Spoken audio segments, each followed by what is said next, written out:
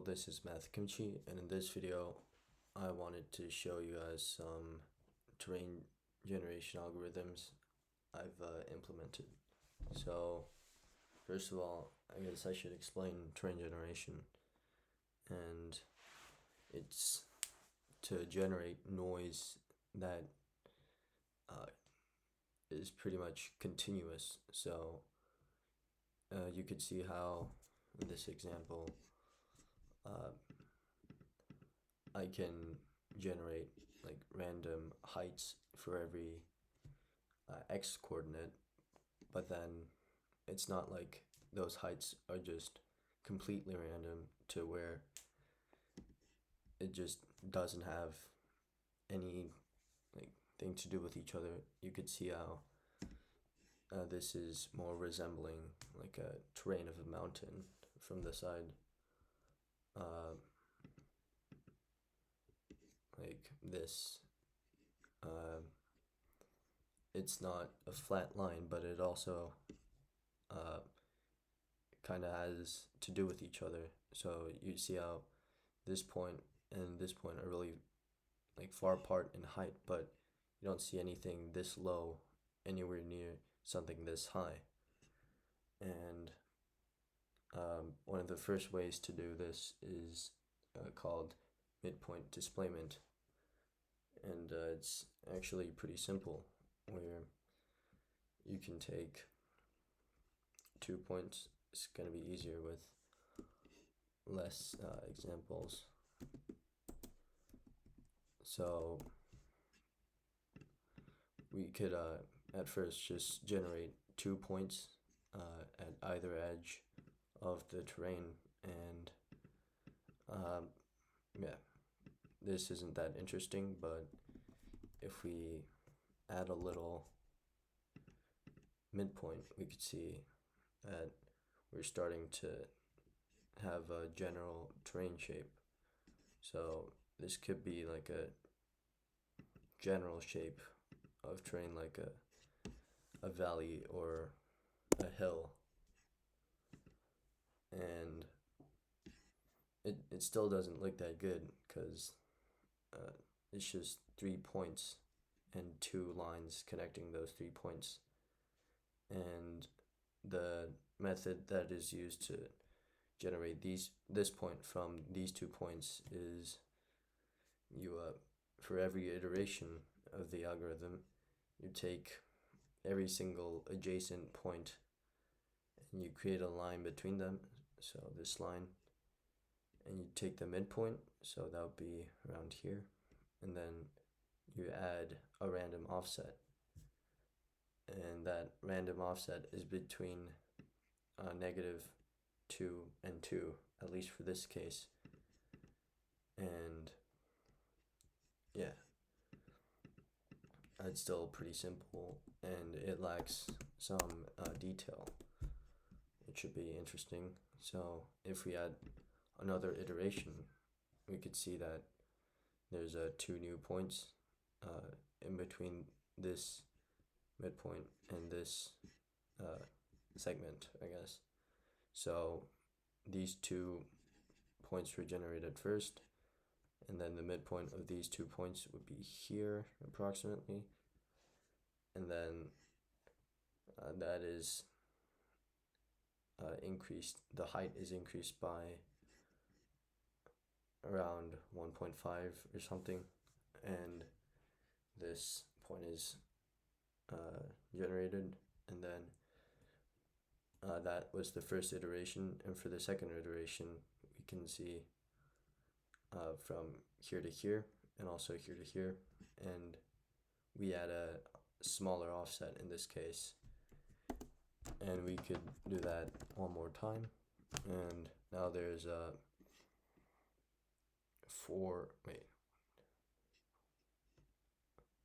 there's 8 segments, and we could just keep on doing that, and you could see that I'm making the mutation rate or the offset range smaller and smaller each time, and that's so that we could initially have some big general shapes like mountains and canyons, I guess. But if we left it at 2, then it's gonna get out of bounds pretty fast. And this isn't really that good terrain.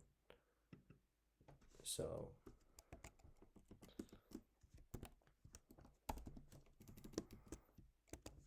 we could do something like this, and a general rule of thumb is to divide by a constant every single iteration. So in this case, I'm dividing by 2, and that's a pretty nice number, I found. And we could just keep on doing this. So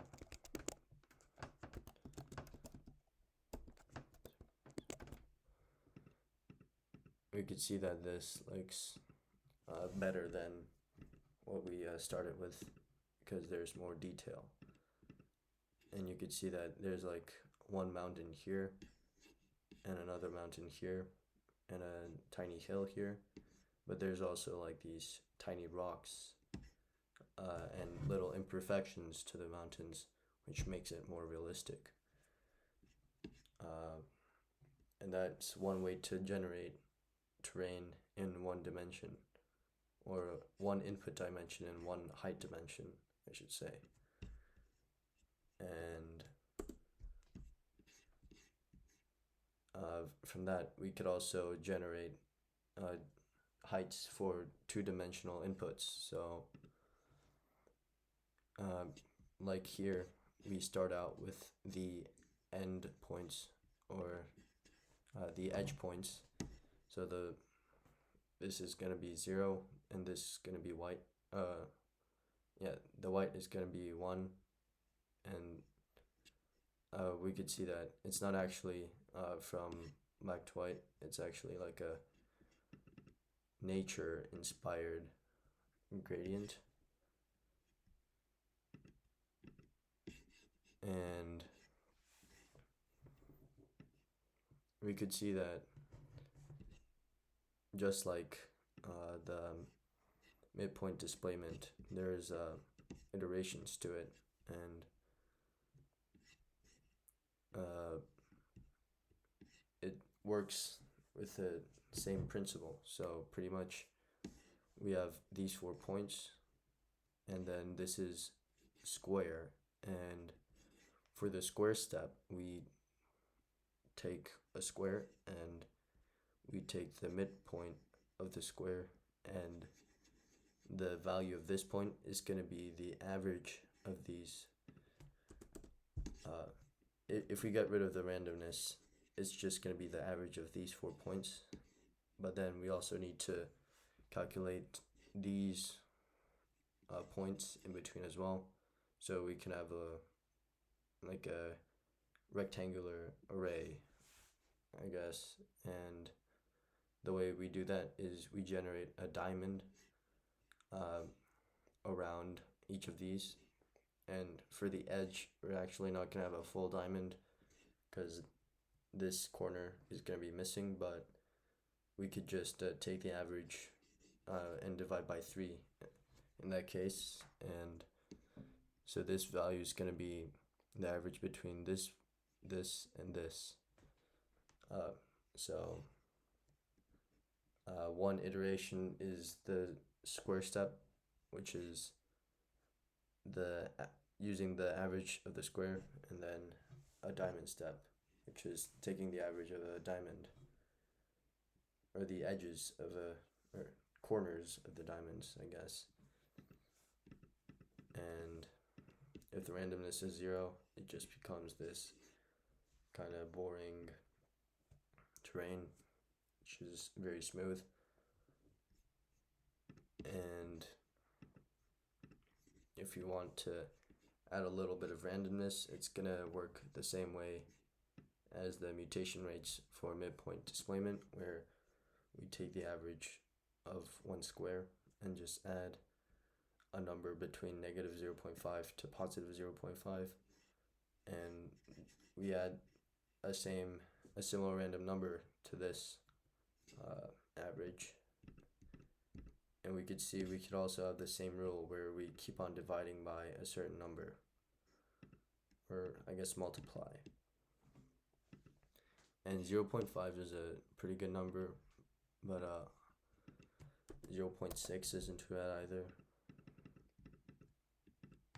And we could have like these smaller imperfections, although these dots aren't really desirable, but that's fine. And if we have a too high roughness, we already saw what happens if we have a small randomness or roughness, and it's just going to be a smooth terrain, which is not interesting. But if it's 0.9, so the randomness barely changes every time, then this is what we get, and that doesn't really look like good terrain. Well, actually, if we zoom in, it might look better, but this has so many imperfections, and it looks more like a griefed Minecraft server than a natural terrain. And yeah, I'm actually just gonna keep one of these for later, so we can compare other methods.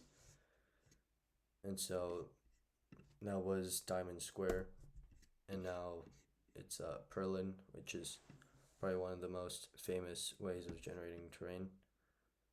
But before we do that, I guess I should explain what it is and why I have a cube interpolation thing.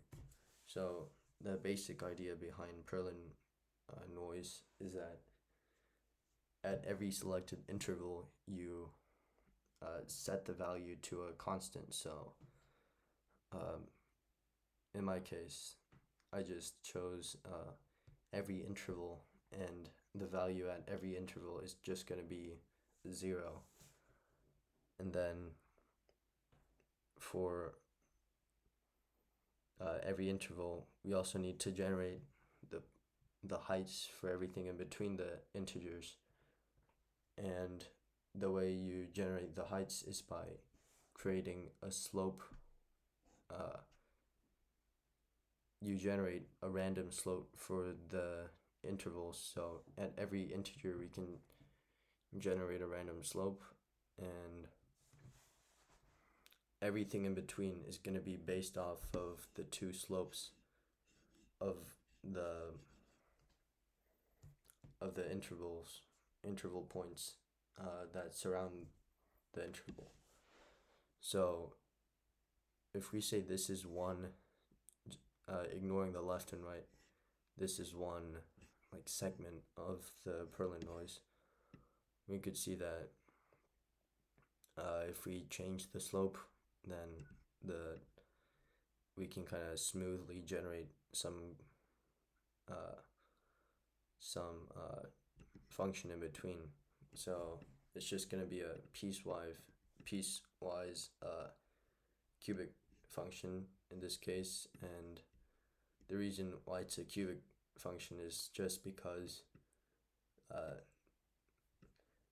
you could create a cubic slope or cubic function that has a specified slope at point A and B, and also passes through the 2 points A and B.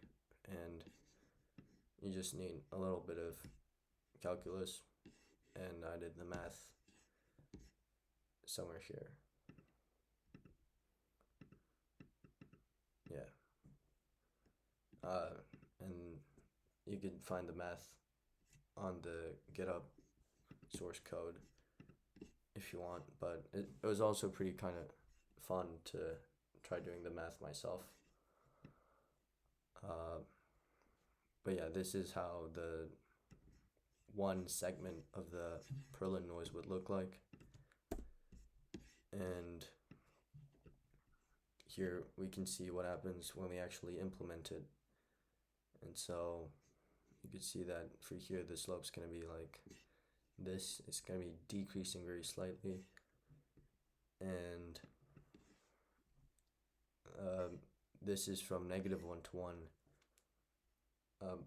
for the heights, but then the x coordinates are going to be from 0 to 29, just because I wanted to see more of the perlin noise over a bigger area. And that was a cubic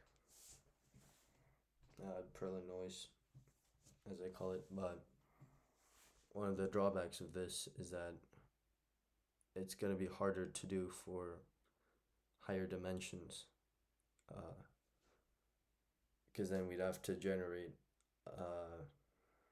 have a way to generate a general equation that can pass through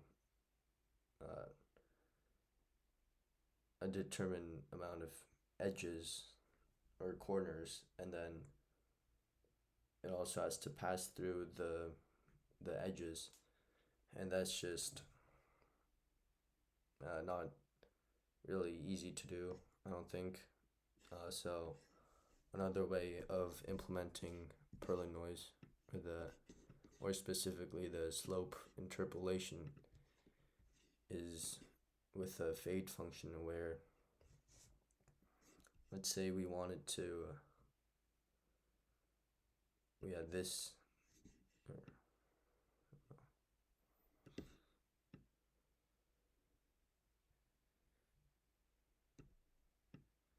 let's just say we had something like this, and we wanted to find the height for the point on here, where my mouse is pointing. And one way we could find an approximation of what might be here is by taking what this line says and also what this line says, and interpolating between the two values. And this line is going to have a higher importance than this line just because it's closer. And so basically, to find the height at point X, we pass the point through this line, and then this line function as well, and then we just interpolate. And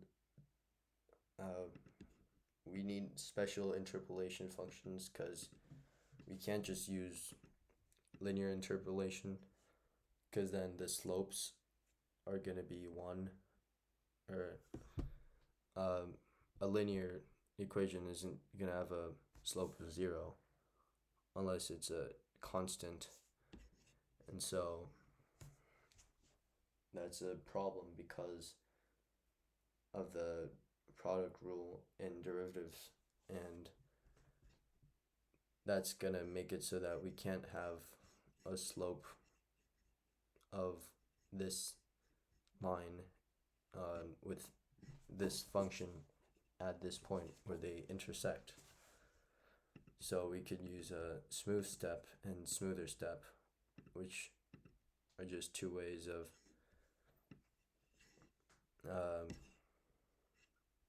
having it's just another way of interpolating between two values. And the important thing about smooth step is that the slope at 0 and 1 are going to be 0. So if we apply the product rule to that, that means that this slope is going to have, or this function is going to have the same slope as this line at this point, and same thing for this point as well. And we could compare the two interpolation functions. And so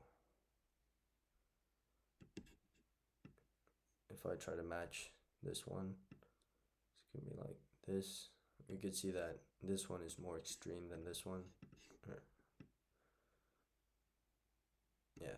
this one is still more extreme, and something neat about this is that when these two lines intersect, the function is also going to intersect at the same point. And that's just because when we're interpolating between the two same values, we're just going to get that value, which doesn't really matter, but it's an interesting uh, side effect, I guess. And yeah, smooth step and smoother step are pretty similar if we only consider what's in between. Uh,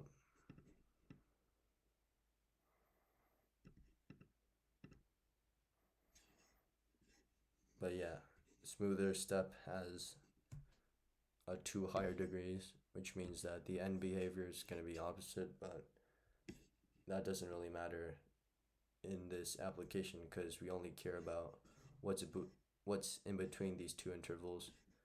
And in between, it's pretty much the same thing except for the fact that smooth step places a higher value, or smoother step places a higher value for this line when the point we're looking at is closer, or yeah, on the left half of the midpoint. Um, but that doesn't really change how the algorithm works. It just changes how it looks. And we can compare the cubic function to this one. And these two have the same slopes, so it's going to be easier to compare. And we could see that even though this and this kind of looks pretty different when we look at an individual case, but actually it's probably not going to matter what exact implementation we use because they're all pretty much gonna have the same concept, and so they're gonna have the same general shapes. And yeah, you can see that smoother step makes these shorter vertices taller, which is interesting, but it doesn't really change these really high points relative to smooth step. And yeah, this has like the same shape. It's just that some of these points are a little higher on this than this. Uh, and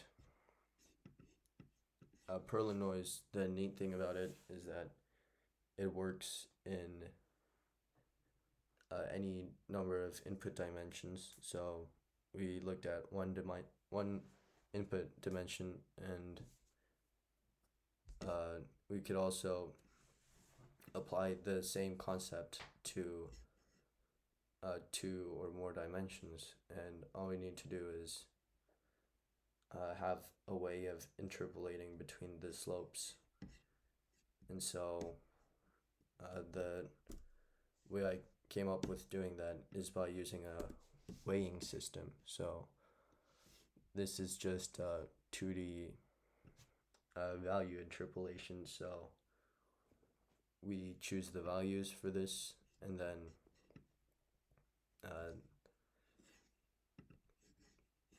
we use some function to interpolate between the values. And once we have a 2D interpolation function, you can see that this is very much based off of the radius. As you can see, these circles or quarter circles here, here, here, and here with a radius of each of the edges.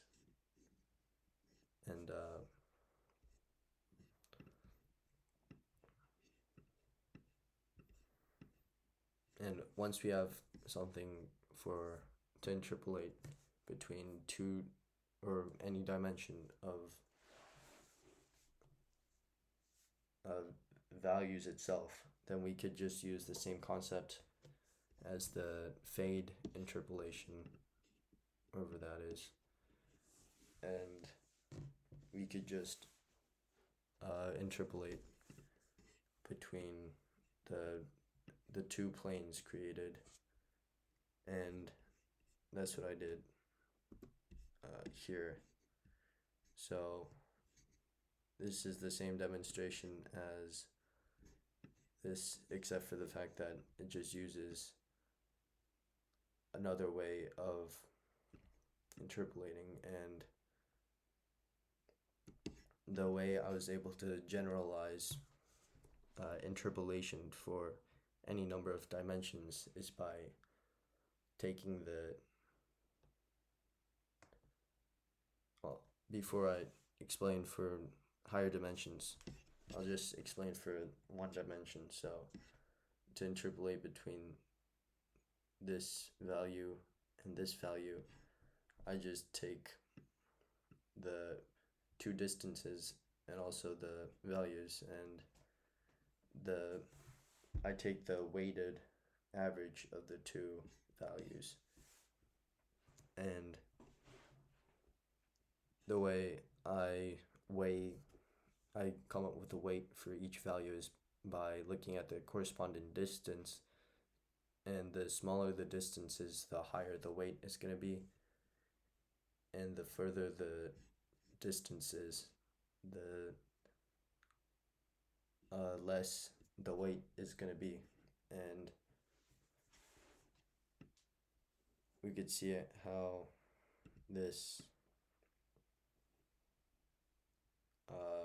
this is like less extreme than this, I think. So if you have the two same slopes, yeah, this is gonna be less extreme. And the reason why you can't see the end behavior is because I clamped the values, meaning that if the weight is greater than 1, I just make it 1, and if the weight is less than 0, I just make it 0. And the reason why I did that is for higher dimensions. In one square, there's going to be a point away from an edge that's going to have a distance greater than 1. And if the distance is greater than 1, well, if the distance is equal to 1, we want it to have a weight of 0, so that it doesn't affect the edges that are far away from it. And we also don't want it to be negative, because then that would also interfere with the edges away from it. And yeah. And this also has the same property, that at the intersection of these 2 points, the functions also can intersect. And we can apply this for higher dimensions, and that's what this is. And this doesn't actually take in the distance, but it takes in the square root of the distance. And for our higher distances, it's just going to take the sum of the squares of the offsets. And so in one dimension, it's going to be the distance squared, because it's just the x coordinate offset squared. And then we can run that through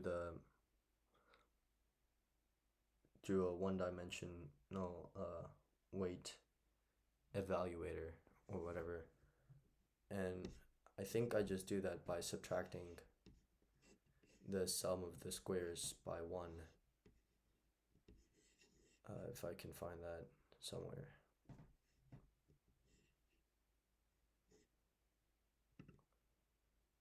Or I do something different.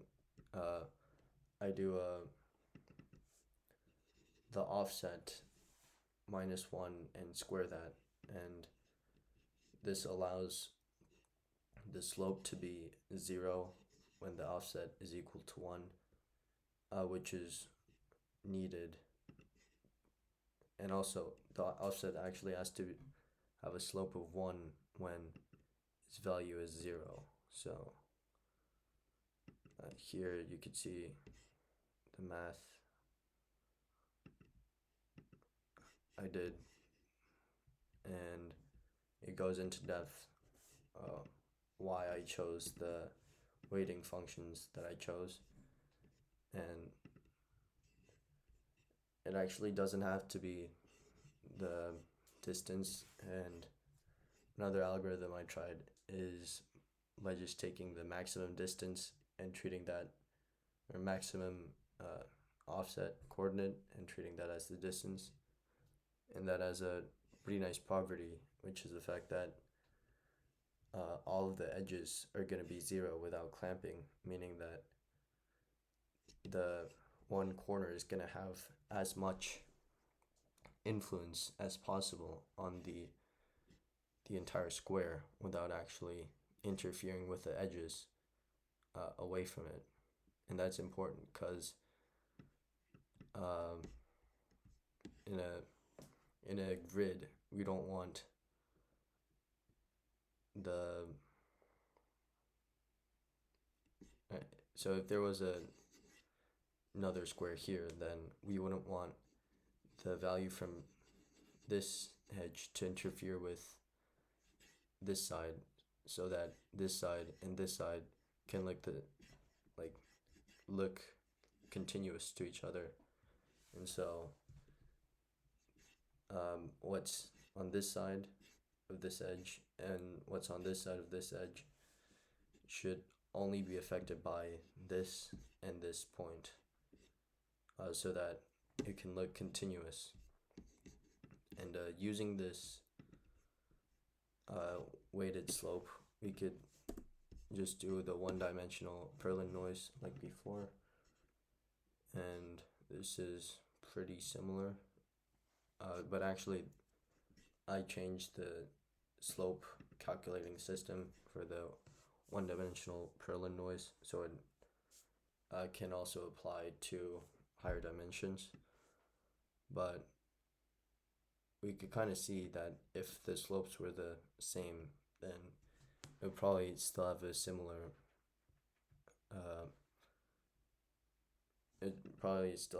shape.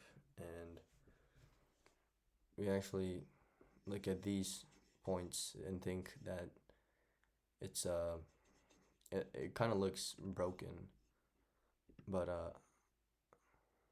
it's actually just the fact that most of the time it's going to be like this, and it almost looks like a parabola, but then we just shift it. Wait, hold on.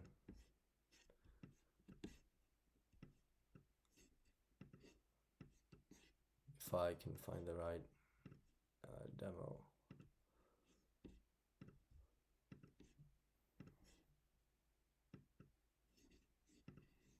Yeah, this one right here. Let's try it. So yeah, let's try to mimic this one. So it's gonna look almost like a parabola, except at this very end, where it has to quickly change its slope. And yeah, that's going to be more extreme for these values as well, where this slope has a smaller effect on the entire thing just because its magnitude is not as big, I think is the reason.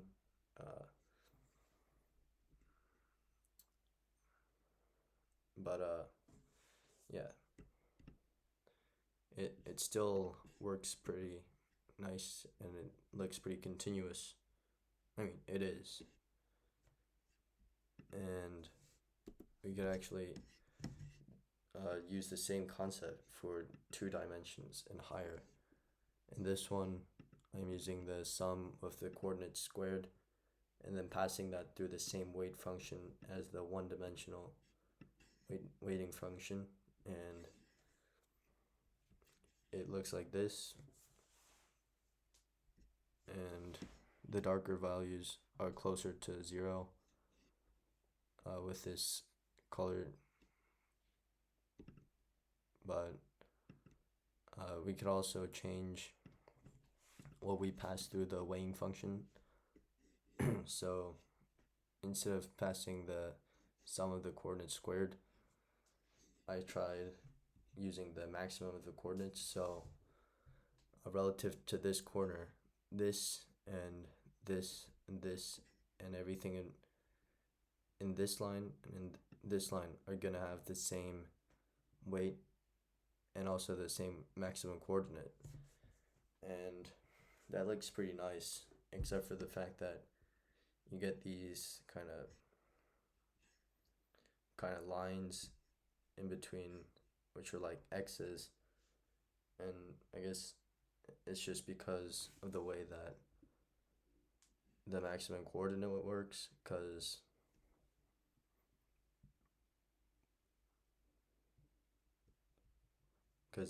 this and this are gonna have the same weights or something, but it I don't know the full reason behind it, but it kind of makes sense. But yeah, it doesn't look as good with this color scheme, but if we change it to look like actual game terrain, then we could see that this actually looks pretty nice. But if we do this, it looks more like if you would drop oil in water, which does have applications, but this looks more like actual terrain, I think. And if we compare it to Diamond Square, we could see that Diamond Square actually looks better, in my opinion.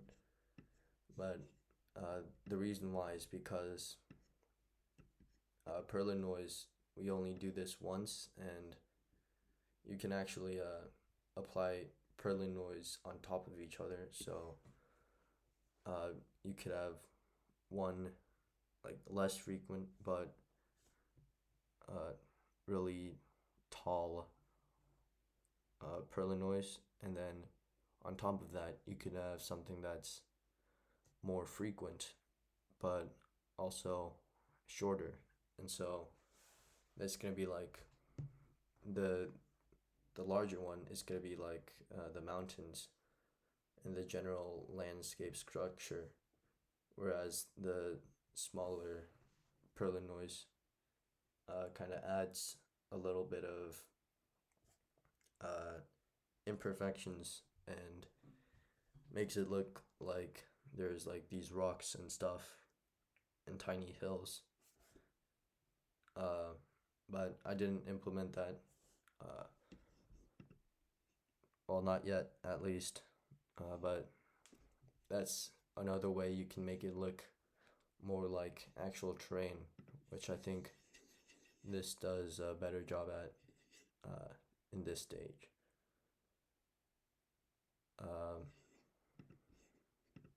But yeah, I also have another color scheme, and this is just stripes. So there's a color change every 0.05 height change, I'm pretty sure. And with this, you could kind of still see the lines in between, where the lines, I guess, have a slower change than the rest of the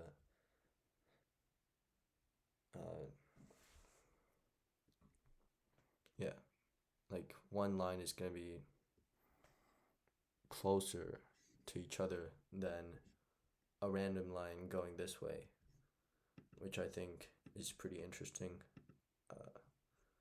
And for the sum of coordinates squared, you're not gonna see that as much. But I'm sure if you try looking for it, you could probably find some other weird artifact.